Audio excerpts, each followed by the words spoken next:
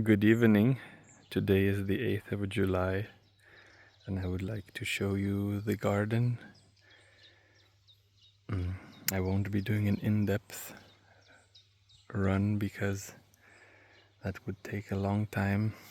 If anybody has any questions about specifics, I would love to show them. I will be doing more videos about different parts of the garden, more in-depth. This will just be a general overview. So in front of us is the orchard or food forest. It's neither of those and both at the same time. It's where I have my fruit trees, berry bushes, flowers, nitrogen fixers in a wood chip based substrate, pollinators, some tuberous vegetables like sunchokes, a mix of a lot of different fruits and nuts as well. I have hazel and 2 Chinese chestnuts coming up in here as well. A Manchurian nut that will be going down because, well, I would rather have heart nuts, which are lower in the garden. In front of us are the garden beds. There's a small section here as well. The serviceberry apple, buffalo berry, blackcurrant, lilac, gooseberries. So let's go into the forest garden, let's call it. What a beautiful sunset.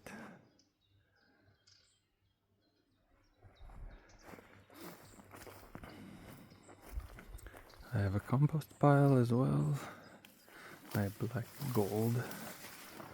So in front of us here, to our front, that's a clove currant, golden currant, as well as to our right, over there. Then we have a Turkish rocket, we have Caragana arborescens as a nitrogen fixer, we have a pear tree, we have a cherry plum hybrid, and then we have a eastern sand cherry over here, a blueberry that's not doing too well, lacking, or rather cannot uptake iron as it's deficient in, or its pH is too high. I have been amending it, but it takes time. And another pear tree in front of us. This is the Manchurian nut I was mentioning. Another cherry plum hybrid. They're just saplings for now. Another pear, a Chinese plum behind there. Then we have a sea berry, a male one, to pollinate all the females around. Then we have another pear tree, sorry. Then a cultivar thornless sea berry. There we have a Nanking cherry. They are coming up beautifully. Very cute and tasty as well. We have some lilac, a rowan, and I don't remember the name of these rubus, but the flowering variety. Wonderful and great for pollinators.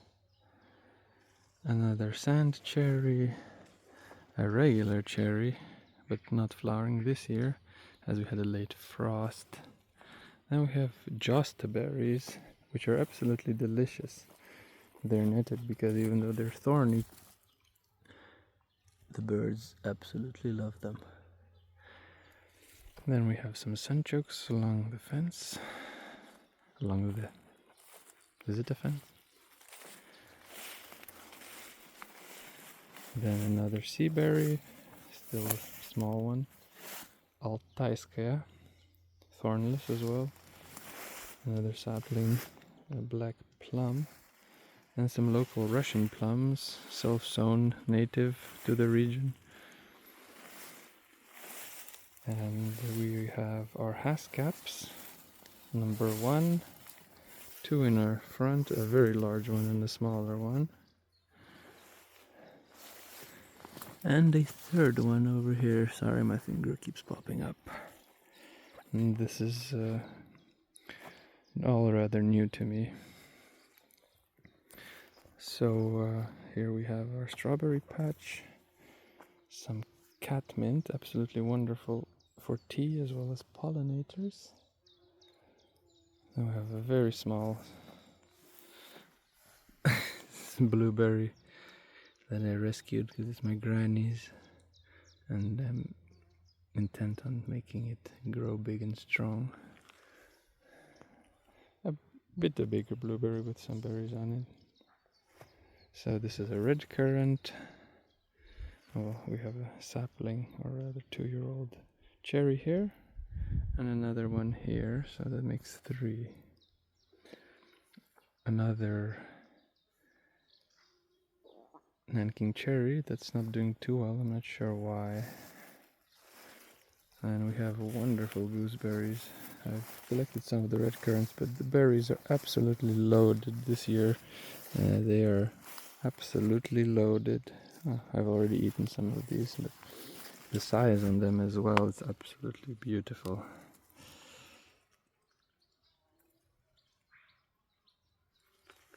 So tasty.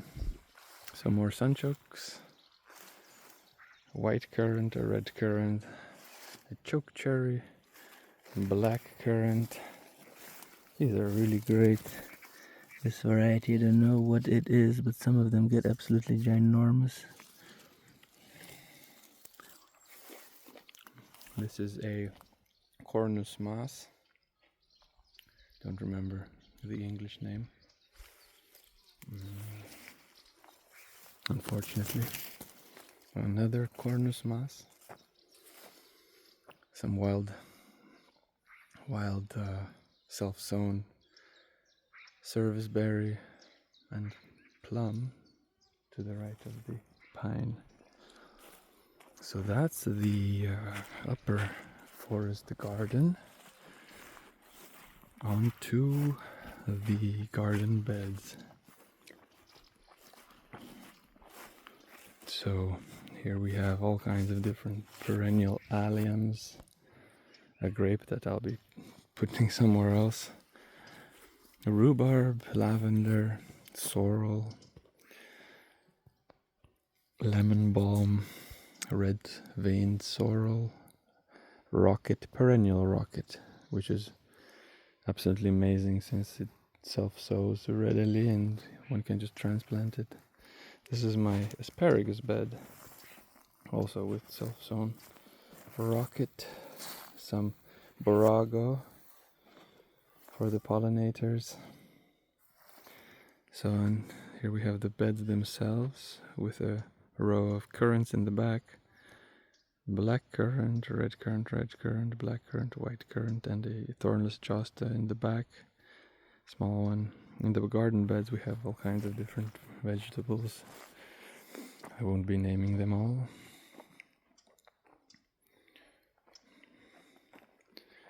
A lot of goodies. More bushes, currants, all that. Some decorative. Geraniums, peonies. This is the pumpkin and cucumber bed. Probably won't be getting any cucumbers this year since weather was very cold in May and June. The pumpkins, if September is warm, will get there, I think. Another pear tree. I have oh, what's the name?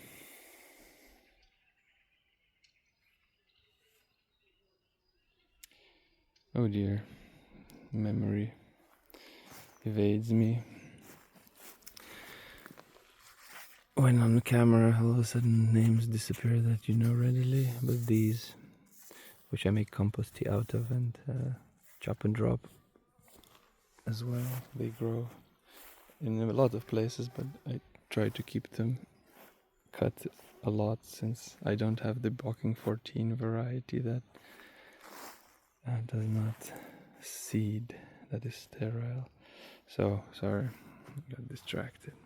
Thorned Josta, and these are the gooseberries that I absolutely adore. I mean, these are loaded, absolutely loaded. Some red pointy cabbage. Let me just try and get a branch. I mean, these are absolutely loaded.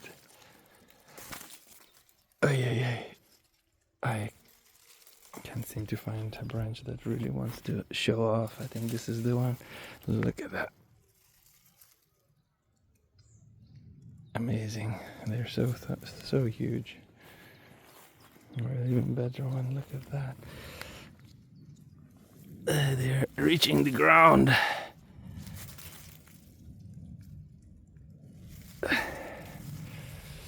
Some more black currants over here. Then we have the ever-bearing raspberries. They are delicious. Red ones are coming up later. The summer ones. They're also here in the same patch. Some phlox, apple tree, white currant. Rather loaded as well, to be honest. Another black currant. Rather loaded as well.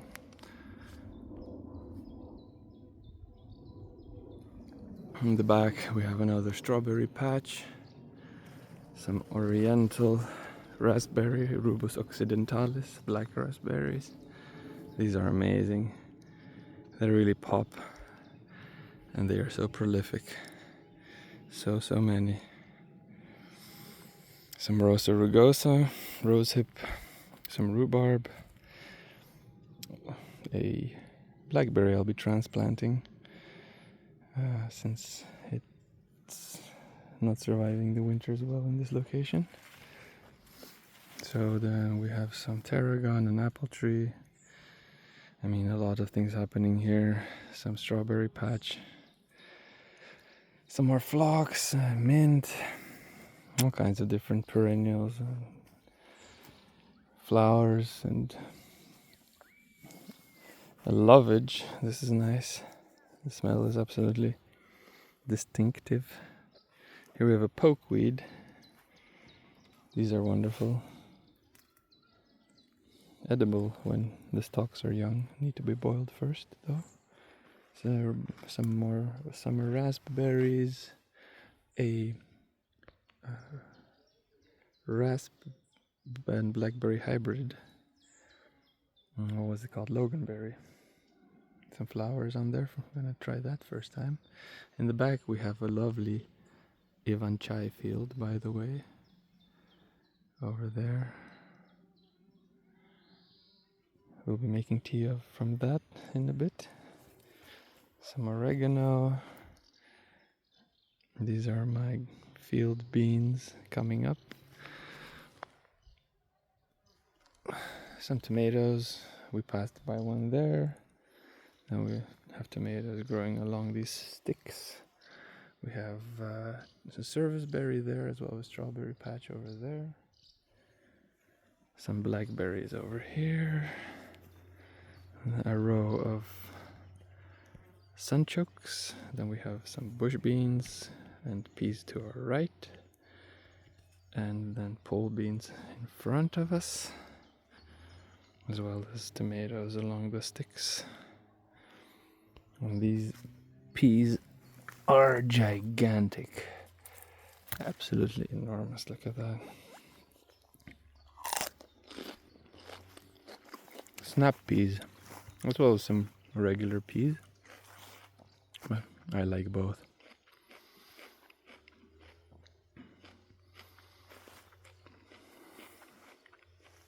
Let's walk to the second alleyway, where we have some walnut, local plums, some more blackcurrant,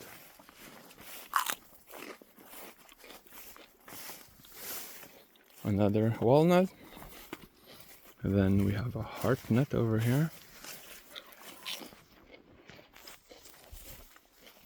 A wonderful field. I love Ivan chai. Very local and native to this region. A mulberry. This is a... not sure if this is the one. No, this is a Russian cultivar of white mulberry. I might be mistaken. It's been a while. It might be actually a Morus rubra, the North American variety. Whereas this, I am certain, is a Pakistan mulberry. Then we have one peach sapling over here. More wild plums, an apple tree, wild plums.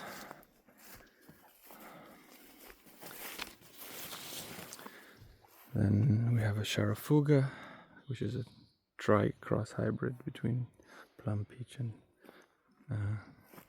apricot. Then we have a Russian apricot cultivar. Sorry, my finger keeps saying hi.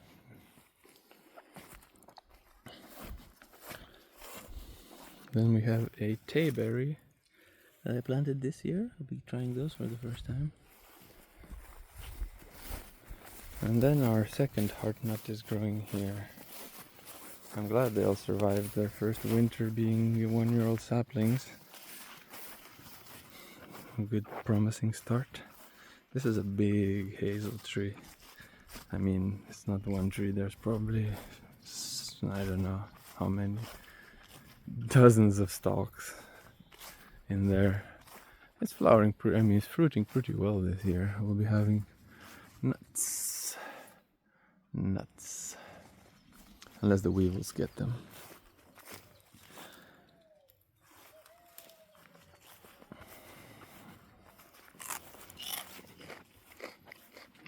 So this is a little flower garden for my mom and grandma, dedicated to them, for them to enjoy. Some more wild raspberries, blackcurrants, choke cherries,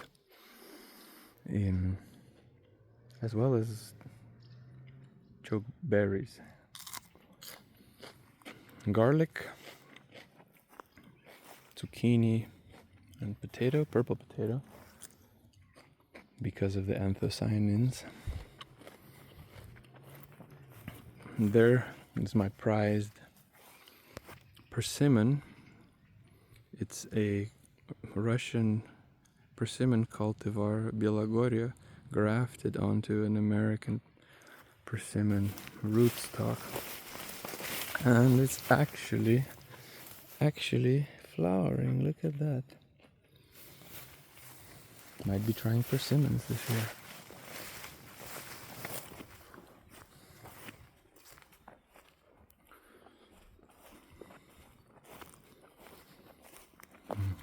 Then we have some more service berries that are being eaten by birds gladly. A white currant, a pink currant.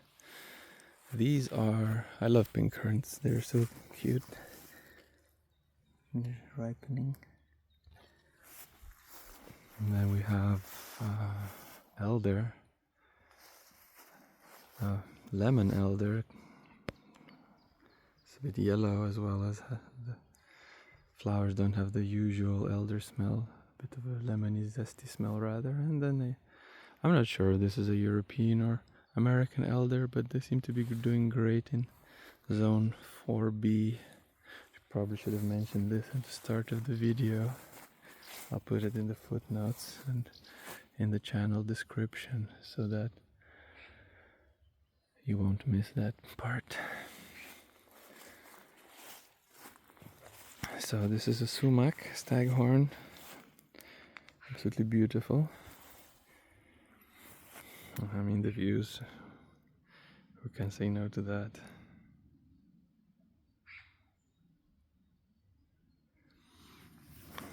Then I have some Chinese artichokes. I'll be trying them in a year or two, let them expand a bit. Then we have my prized pawpaws. they're doing all right. It's their second year. They survived the winter. Some more cornus moss.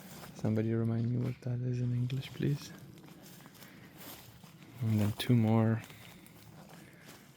pawpaws from seed, 1 and 2 over here. Now this is a alpine raspberry scented mock orange. It's amazing, the smell. It's really incredible. And this is all wild queen of the meadow. Hello, cutie.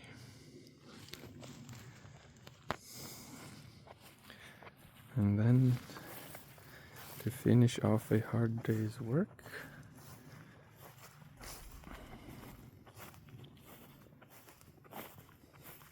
actually I swim and I take a dip more than once a day to cool down a bit, because summers can get rather hot and steamy. We had a big rain shower today, followed by sun, and you can actually see the evaporation happening on the water, I think.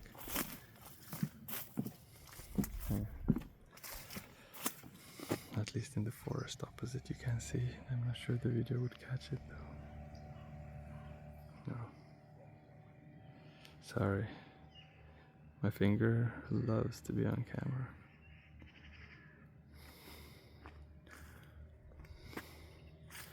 Alright, thanks for having a look. I'll be doing more in-depth videos. This is a general overview. I missed a lot. Well, I wouldn't have been able to go over everything. But I hope you get the general idea of the garden. It's a permaculture inspired based garden, following no dig or rather, I would say minimal disturbance practices. But there is barely any use of a spade, only when I'm planting trees or bushes.